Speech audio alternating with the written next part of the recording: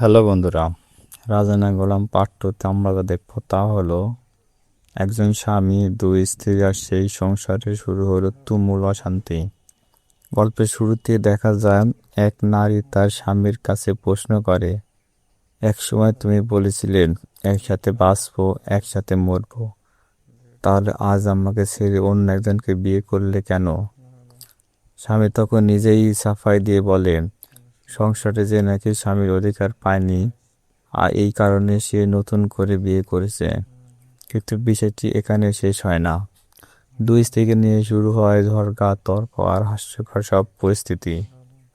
পরিবারের বড়রা বিষয়টি নিয়ে ভীষণ ক্ষুব্ধ হয়ে যায়। তারা পরিষ্কার জানিয়ে দেয়, একসঙ্গে দুইজনকে নিয়ে সংসার করা চলবে না, যে কোনো একজনকে বেছে নিতে হবে। এদিকে প্রথম স্ত্রী স্বামীর বাড়ি ছাড়তে রাজি নয়।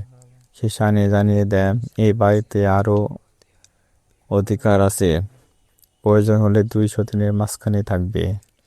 পরিস্থিতি আরও জটিল হয়ে ওঠে। এরপর গল্পে আসে এক আবেগঘন মোড়।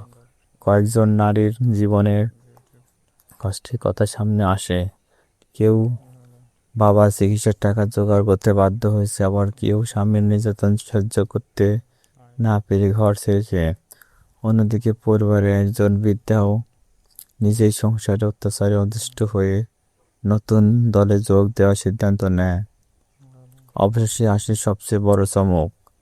যাদের এতক্ষণ স্বামী স্ত্রী মনে হচ্ছিল, তারা আসলে কেউ কাকে বিয়ে করেনি। সবকিছু ছিল একটি পরিস্থিতি পরিকল্পিত নাটক। কিন্তু কেন তার এমন নাটক করেছিল, আর এই নাটকের আসল উদ্দেশ্যই বাকি, সেটা জানতে হলে গল্পের শেষ পর্যন্ত দেখতে হবে। ধন্যবাদ।